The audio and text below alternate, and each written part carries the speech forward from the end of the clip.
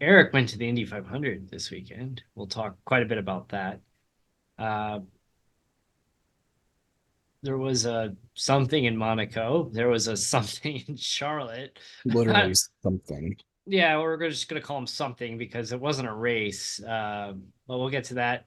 Big announcement from a Cup Series team shutting the doors, and apparently it's uniform night. This is Right? Racing's Garage Talk. I'm DJ Flo, I'm Eric Richardson. and this was not the intentional. We did not coordinate. This is No. totally random. And I feel like your shirt sits higher than mine. I think so. That's weird. Whatever. I said we got to revamp some of this logo merchandise anyway. So, yeah. So you went to the 500 this weekend. I did. Did you Sat through 4 hours of rain. did you stay dry? Pretty much. We just hung out under a grandstand and we are in a pretty good spot. Yes. Hang out under a all metal grandstand. Was there any lightning in the area? If there was, I didn't hear any thunder. It was So I just heard. really strong winds and heavy rain. Yeah, so I was relaying what Mike Tirico was saying on TV to both you and Andy Amendola. Like they said, hey, they're going to start in 45 minutes. Get back to your seat. Yeah, our good friend Andy Amendola, he had a great weekend. Yes, he did. Wow, did he? We'll talk about that too. I heard you may have run into a driver this weekend too, outside the Yeah, track. met up with Andy and his family before the race on Saturday, and we're hanging out. Um, Believe it or not, Marshall Pruitt walks down, and he's coming to the party also. He's like, "Hey, I was walking by, and you guys want to go see a driver?"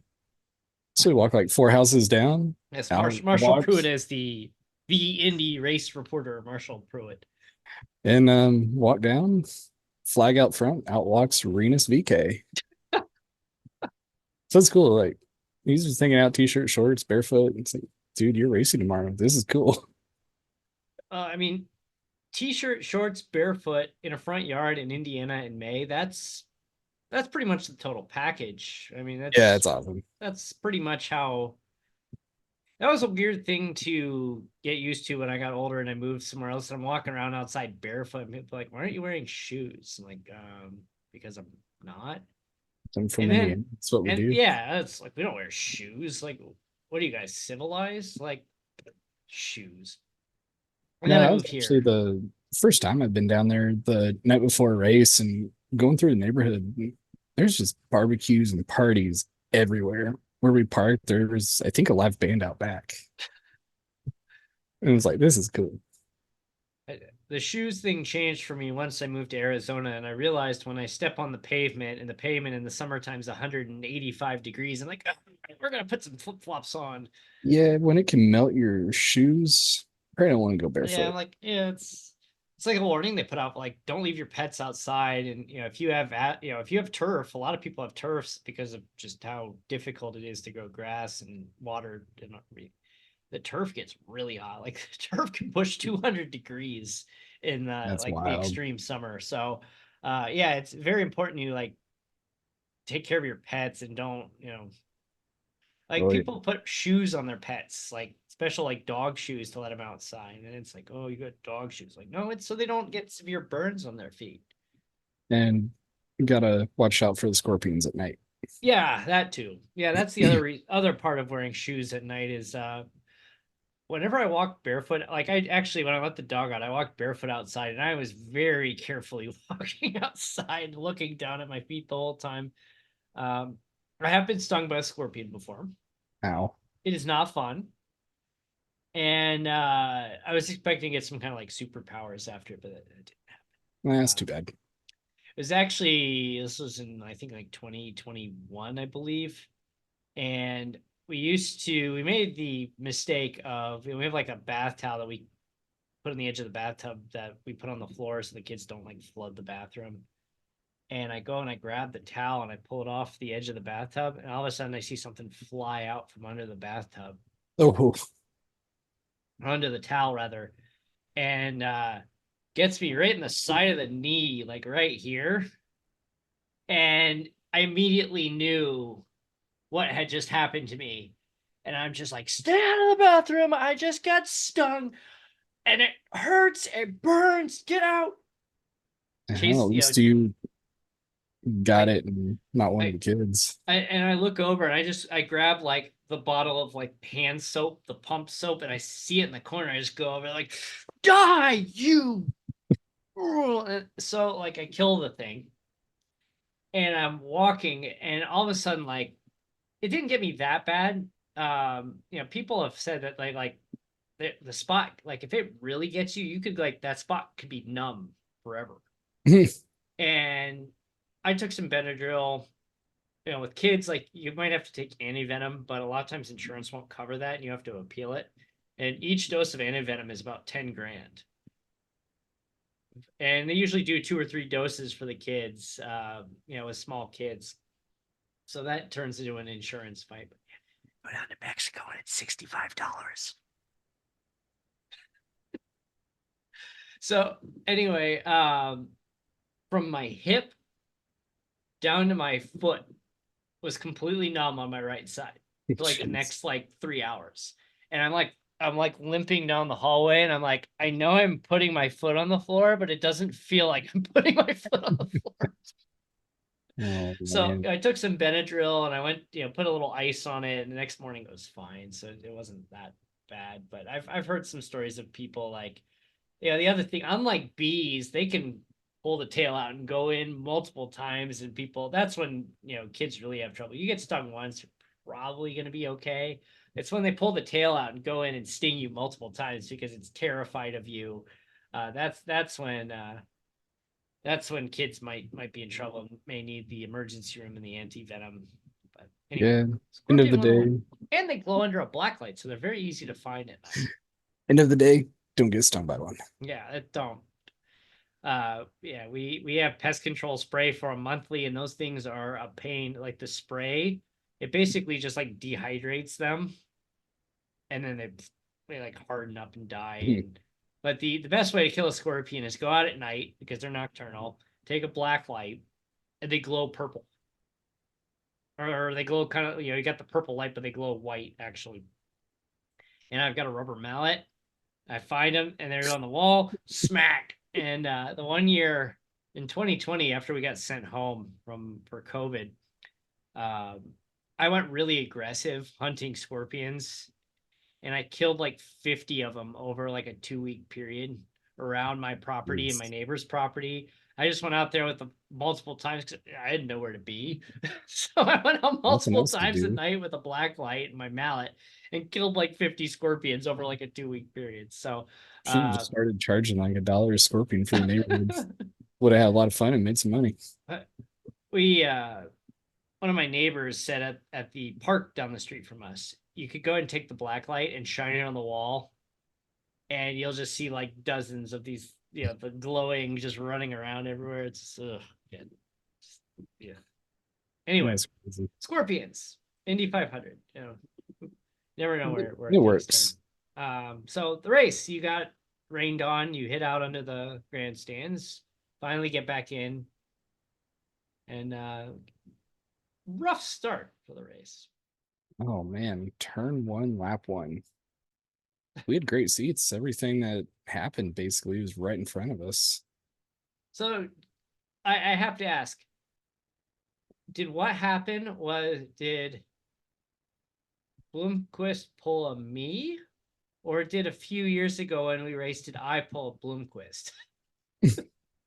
Because I did it first. You did it first, so I he did it pulled a first, you. but he did it in real life. He did it in the actual race. So I think there should be some extra credit for him getting that first turn, go dip below the line onto the rumble strip, spin out. He should get credit for that. I don't want to be. He is not the first one to do that, nor will he be the last. No, he won't. And he's It's been unfortunate. Marcus Ericsson, tough month. brutal for him. But Bloomquist has been benched for the next 2 races. Yeah, news broke this week. Castro Nevis is going to fill in the next 2 races for Bloomquist. there's a lot of Castro Neves hate going on out there. And I can see the argument, but the argument is if he wasn't so successful at Indianapolis, he would have been mediocre at best. Yeah, I won't disagree with that. The only reason he's in that upper tier is because he is one of the few people to win that race 4 times. And can't poo-poo on that. There's many great drivers that never won that race. Yeah, it can't take away No. winning it 4 times. No, it's very difficult to win. I mean, Mario only won it once. Michael never won it. Paul Tracy never won it. That's No, I definitely get that conversation. Is if you compare like who's had the better career, you have Scott Dixon wins like every single year the championship, it seems like. yeah, or he's You right have there. Castro Neves, who never won a title, but won 4 Indy 500s, where Dixon's only won once. But we talk about them like they're the same level of driver. Still find it weird that a lot of people in New Zealand have no idea who Scott Dixon is. I think what does speak a lot as well, and I think almost to a T, if you ask a driver, would you rather win a series championship or the Indy 500?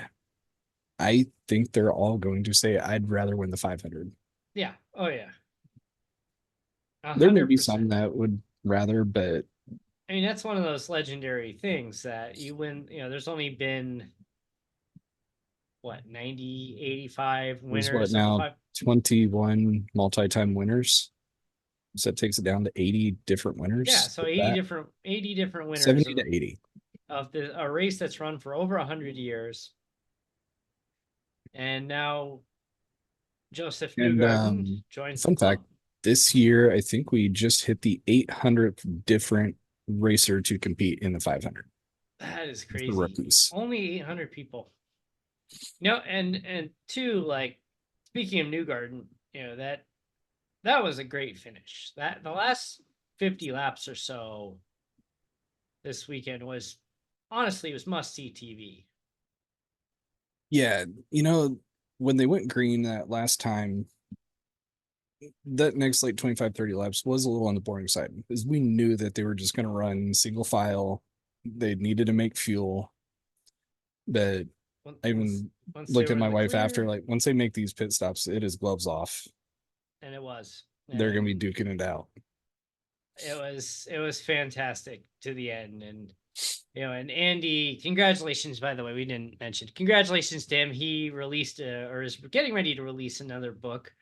Yeah, it was announced during the week of 500. Yeah, that he wrote his first children's biographical book of Joseph Newgarden. Yeah, and they unveiled it last week. And he actually got his photo on the start-finish line with Newgarden holding the book and the trophy, the Borg Warner trophy, right there. Yeah, it's fun. I'm looking at Joseph Newgarden social media, and it's like my favorite dance, and it's a hat dance. All the pictures get to the end of it, I'm like, I know that guy. So it's really cool that worked out. I mean, it's he's unfortunately had a bit of controversy with that push to pass scandal, whatever you want to call it. But there's no scandal there this weekend. He won it. He won it. That was quite a move on the last lap. There's only been 2 last lap passes for the win now? And I think we're both him. Yeah, it doesn't happen much. I thought they get it on that final straight. Yeah, I thought they made this huge deal when he won last year that like never happens. Yeah, Pato was playing it right. They were alternating back and forth, and it's funny listening to the announcers. They're like, "Here goes Pato." I'm like, "No, he's not. He's not going to pass because you had to time it." And knowing Newgarden was able to get such a run when he would pass that it would take a couple laps to come back. Yep. So that's why he's like lap 4 to go, and it's like he's not going to pass. No, he wasn't. He's going to have a hard time getting back. So he timed it right, but he couldn't get the launch from the pass that Newgarden could get. And that was really the difference. So Yeah, I Ward feel took 2 laps just to get back. gutted for Newgarden him. took half a lap. You gotta feel gutted for just Pato. Just afterwards, it's just second time he's finished second, and I mean he's only what 25, 26 years old. He's gonna get more opportunities. If he keeps it up, he's gonna win one. Yeah, but it's just like you never know. Like when's gonna be your last 500? When's your best chance? You run into bad equipment. Yeah, Allen Jr. He won in '92. He won in '94, and that was it for him. At least the section I was sitting in, it was very heavily in favor of Ward. Oh yeah, I mean, and even on intros, Newgarden was kind of mixed. Yeah, it was not a pleasant one. I would have liked to have seen Pato win. I do like Newgarden. I just don't like Team Penske. It's a tough spot. I mean, yeah, Penske's always been kind of the enemy. And I have not liked Penske for 30 years. You have the push to pass. And then but now it's like, oh crap. Andy, our good friend Andy, is now writing it. He's his first biographer, and we got the car from last year on the desk here. It's like, I'm so torn. Yeah, and I texted Andy after. I was like, "Do you have to update it already?" Yeah. So yeah, we're gonna see an update to a book that hasn't even been released. Yeah, right. It's like, okay, back to the drawing board. But yeah, I mean, Andy, like I said, you can't top this weekend. Like it's not possible. I said, you come out here for the race. You're treated like a VIP. You're sitting on the front stretch on the inside. You're getting photos with the winner of the race. You wrote the book for the 2-time winner of the race. Hanging out in the garage. And he's name dropping of people, the drivers, and saying how they he likes the book he wrote. It is a great book. I don't have it in here right now, otherwise I'd pull it out the ABC. I wish I had a copy. I did get to see it before the race, so it was really cool to see a early copy of it. The Newgarden book. Yes.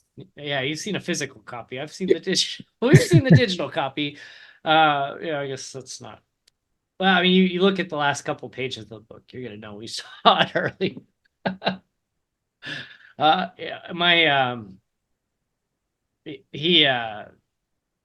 We worked with Andy on the IndyCar book, as if you've purchased it from RedRacerBooks.com, you'll see both Erik and mine at Red Racer Books. Yeah. See Erik's kid, my kid's names are in the back of the book. We tested it out. We gave him feedback, like, and Andy asked, like, what'd you like? What was there any part that was boring?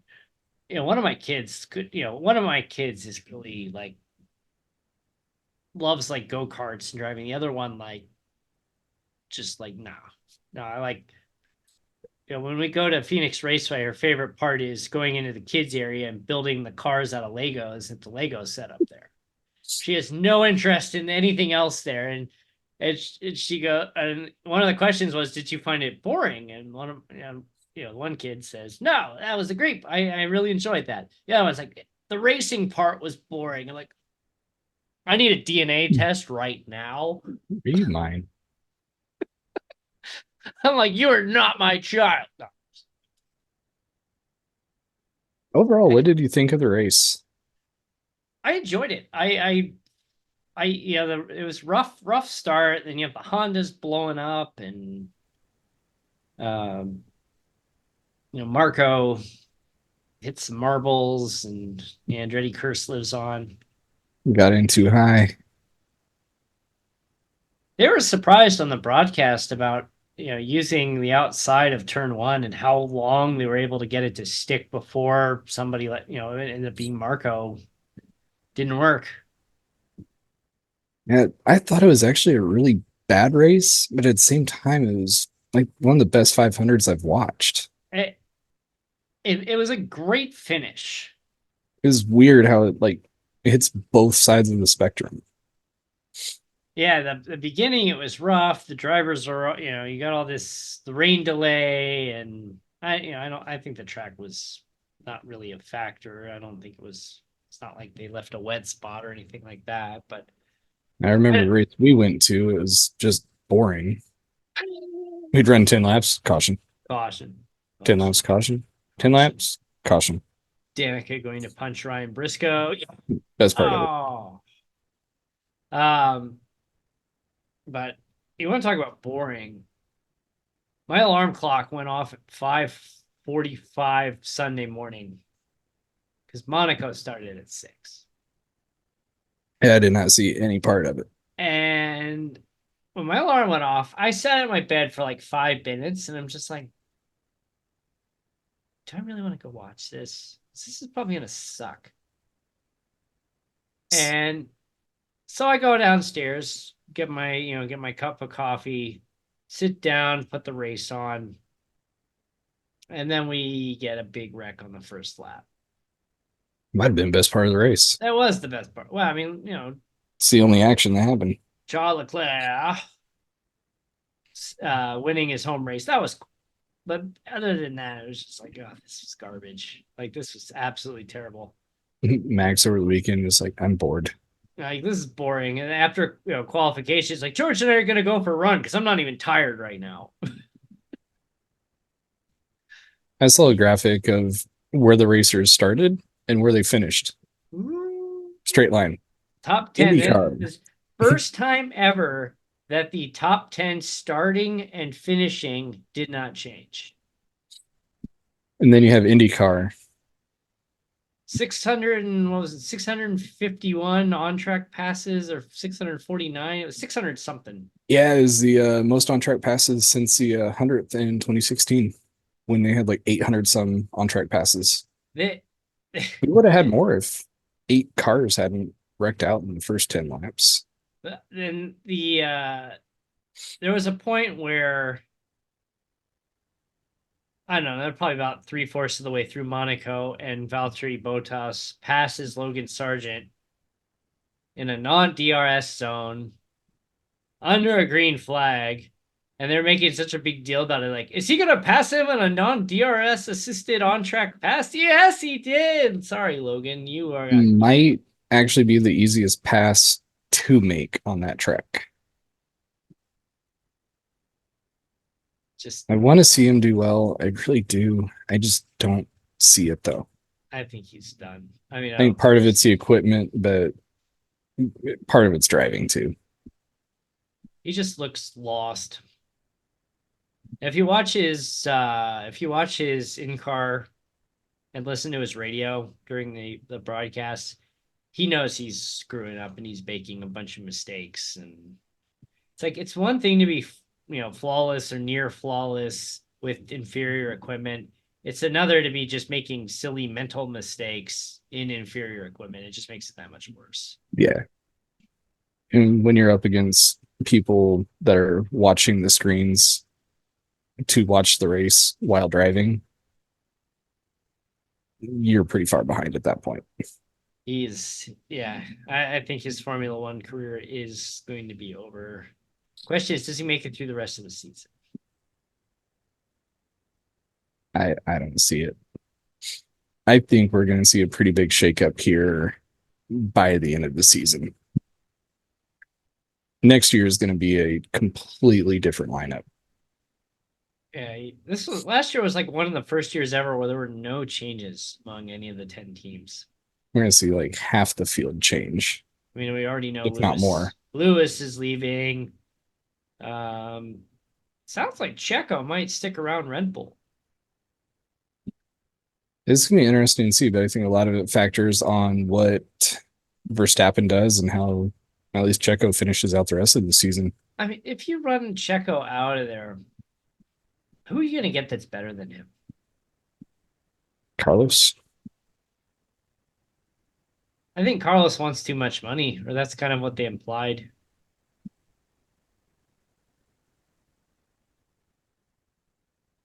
It'd be fun to watch Andretti play F1's hand and sign signs. Hey, we're going to take one of the best drivers. I still think Well, you have Nico Hulkenberg's already announced his move for next year. He's what, going into kick. You go into kick, and then they want him ready to go when they do their 2026 switch over to Audi. Have their German driver driving the Audi. Yeah, that'd be interesting to see. Sounds like Ocon's either getting suspended or benched or he's gonna get benched out of the team. He's I think his Alpine career is gonna wrap up here. Gasly is maybe a question mark too. His contract is up. That's the thing. A lot of the field have contracts ending this year. The only position, the only team that's set so far is McLaren and Ferrari. Yeah. Everybody else is up in the air, and you've heard Valtteri Bottas going to Williams, and I keep seeing the rumors getting stronger and stronger that Verstappen could be considering Mercedes. I don't know why he'd want to, but I don't know. I'm hearing Adrian Newey is linked to like every team on the grid. Apparently, Newey and Ferrari, that rumor's over. I saw that today, that apparently that's not happening. Yeah, I saw Williams and Newey most recent. He's worked there before. I mean, he was there in their glory years. And they need something. Well, I mean, part of it is the cost cap they finally have an investment, but they have such like ancient equipment and ancient processes, and they have to, update everything while and then compete and cost cap and. Well, and Red Bull just took a massive hit to their cost cap this weekend as well. Yeah, thanks, K-Mag. Somehow he did not get penalized for that. I don't know what he was thinking there. Bounced off the wall and then bounced Checo into his teammate and destroyed that Red Bull.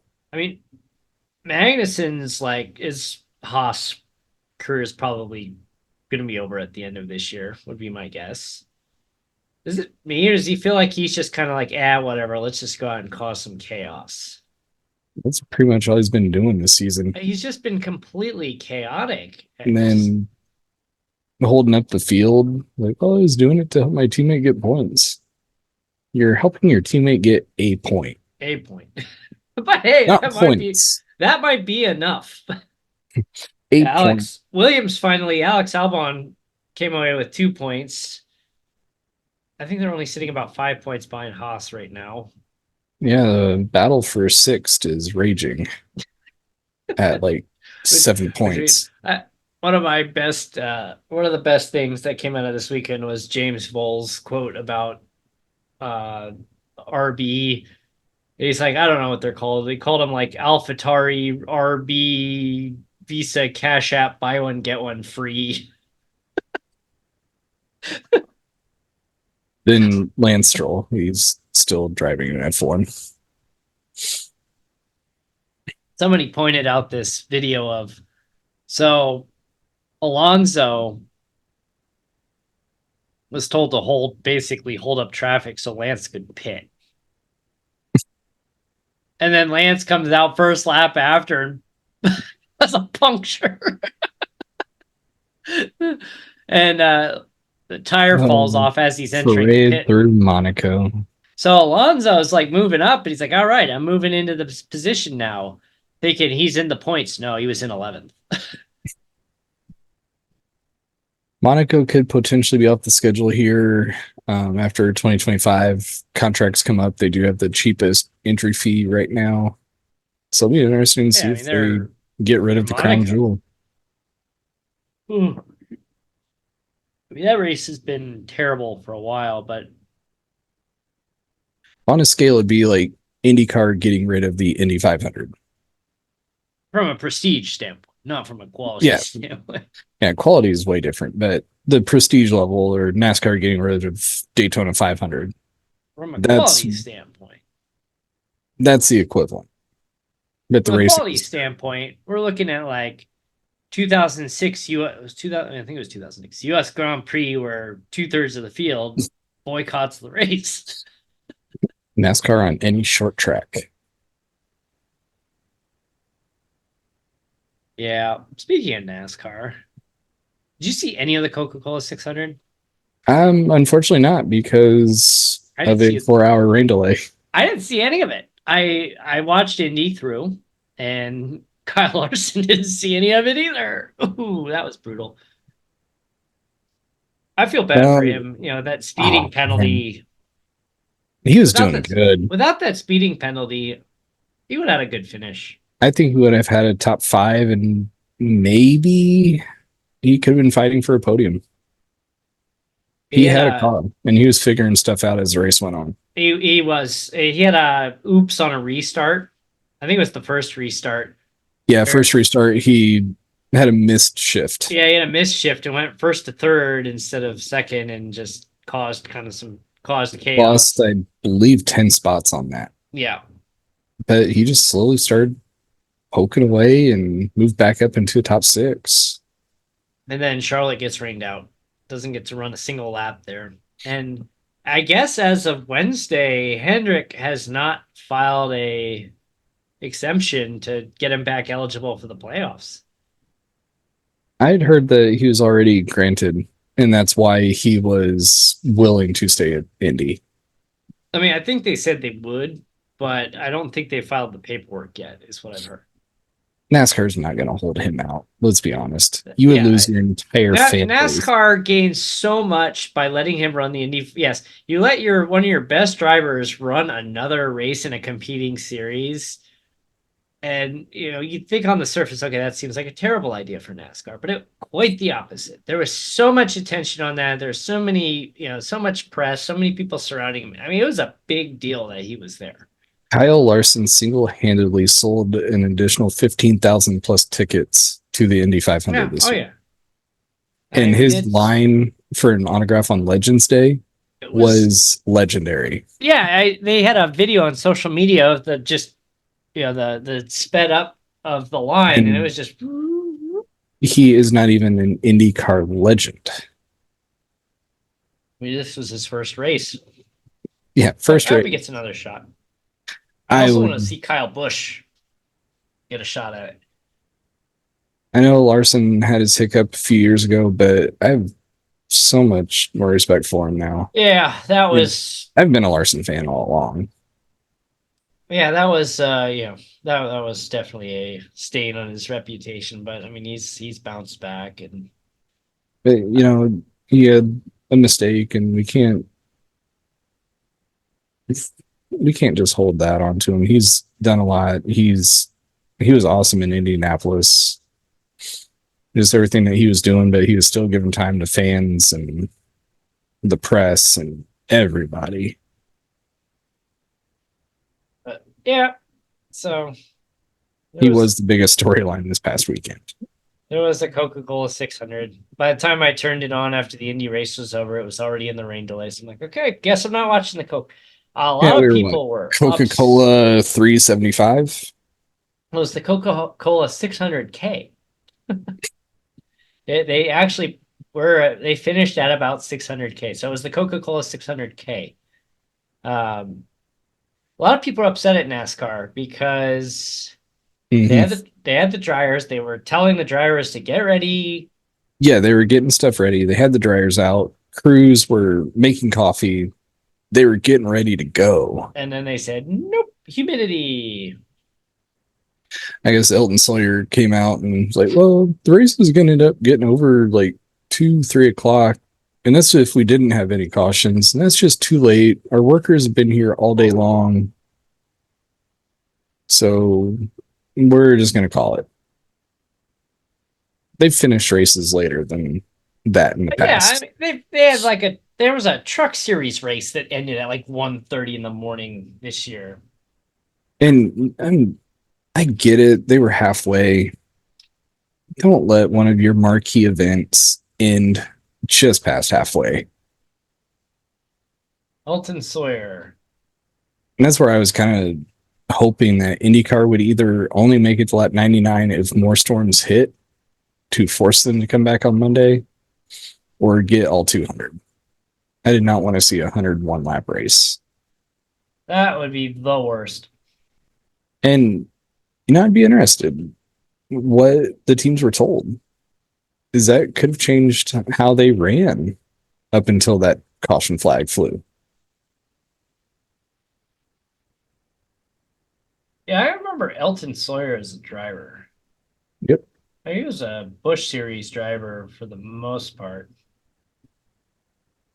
Had a couple of years in the Cup Series, like in the Winston days. I like how you did have to clarify that Fox did not have an influence on it. But once again, you have Hendrick and Gibbs winning Elton races. Sawyer helped with the design of the next gen car. It's unfortunate that they finish that so short.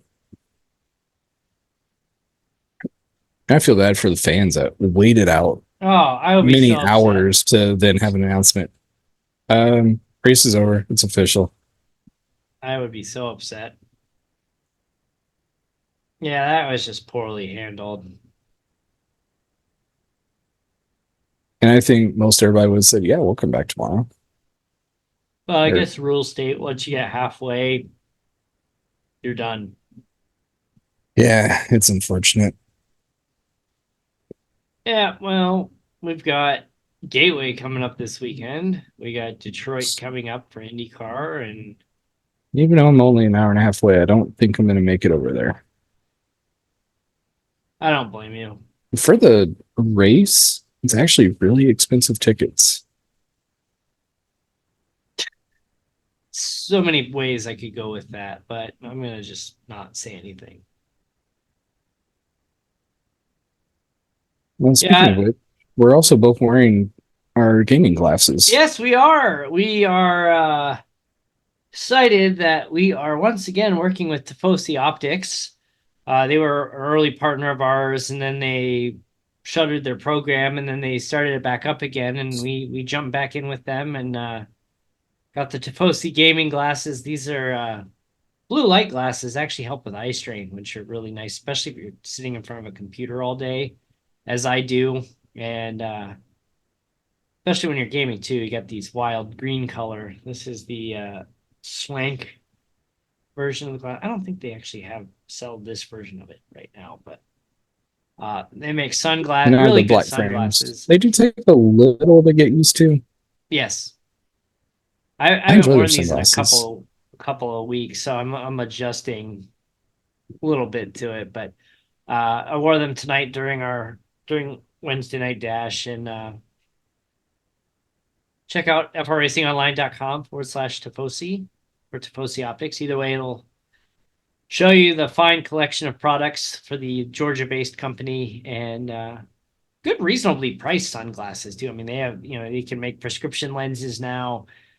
Yeah, the sunglasses, polarized, non-polarized, whatever you prefer. And You can find nice sunglasses for just $30. yeah, I've been walking around They with a look pair of good. $30 Tifosi polarized sunglasses for the last 3+ years, almost 3+ years now. They're a little faded. The white on the arms are a little faded, but they still in really great shape.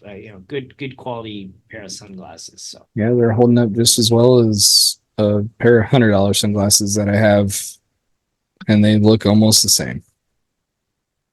yeah, I mean, they're good quality. So check it out. Glad to be working with them once again. Yes. So I think on that note, we should probably wrap. Before we go, just a reminder, Still got some time for this. I still have this here. Got a lot of entries in this year. So get yourself in there, get your bonus entries. I can see when you're doing it because we're seeing follower counts start to trickle up. So thank you for everyone who's entered, and That is a fender off of Tyler Reddick's car from last year's Bristol dirt race. yep. Yes, indeed. Unfortunately, I think it got cleaned up a little bit. There might be a little bit of dirt somewhere. There's a little Bristol dirt on the inside here stuck against the serial number. So there you go. Got some dirt from Bristol. Yep. So And it's a free entry too. You just gotta yeah, you just sign have up, to let them know. follow us, and Got you can dust win from it. my office on this thing already. It's been sitting here, so clean the dust off. It would But look great on yeah, my wall up here, but it's not going to my wall. One of nope, it's yours. gonna go on your wall. Enter today at frracingonline.com/contest. And as long as you're over 18 and live in the continental United States, it could be yours. And my kids Yeah, I noticed you got a new friend tonight. put a cat there. I'm like, okay. So got a cat sitting in the corner. We are off next week from Wednesday Night Dash. It is week 13 in iRacing, and generally that means updates. Big updates. We're gonna see some Corvette. We're gonna see a Mustang GT. Excited to see what else rolls out too. Yep, the Ford GT has served the game very well for a very, very long time. I want to say it was like 2010 or 2009 they released that It's been Ford in a GT. long time. It's been a long time. And the Mustang is here. So that'll be out next week. I will be probably buying it as soon as the update is done. I will probably be getting the Corvette. And just want to hear they published a video showing the sound or how they like record the sound for the car. And it was just really cool to see the behind. I mean, it was very brief, but it was still cool to see that behind the scenes of just the effort they go to make these sounds authentic as possible. And be sure to follow us along on social media this weekend. I think we're both participating in a large event. I probably will not, unfortunately. Oh, My weekend, unfortunately, is not looking good. And I don't know if I can spare 3 hours this weekend. it is the iRacing Indy 500 this weekend. Yeah. I know I will probably be aiming for it on Saturday. We have a lot of our drivers that run with us that are going to be running as well. Hopefully you can get in there, get lucky somewhere. I'm gonna go ahead and qualify, but I don't know if I could squeeze it out this weekend. It's just this weekend sucks schedule wise, but give up the sleep and go for the 1 a.m. Eastern time. That it's would like be 10 o'clock your time. Yeah. Be done by 2, 3 o'clock. I could. Actually, if you do, I might jump in and spot for you. At a sign, I'm now a year older. I had to wear a knee brace tonight to drive. I'll give you a hard time. You're getting old. I know it. And I'm older than you by a month. You're by a month. Yep. I just turned 39 and my IT band on my right leg is all swollen. I don't know why. I'm blaming it on age. And so I was sitting there, I'm like, that hurts. So I had to put on the knee brace and drive tonight with a knee brace on. Oh, man. On that note, we'll see you next week for the show. Gateway, Detroit this weekend, Indy 500 on iRacing. A lot of stuff going on. And I'm probably going to end up at some stinking birthday party again. No. I mean, it's nice that my kids have friends, but why do you have to have so many friends? Just block out these weekends in advance. I know. Wait, sorry, I can't do it. Sorry, I'm busy. Well, I mean, I got away with sneaking away to watch the 500 relatively uninterrupted. So pushing it 2 weekends in a row, I actually got to skip out of a birthday party to watch the 500. So yes, trying that 2 weeks in a row. I don't know. We'll see you next week. Thanks for tuning in. Take care.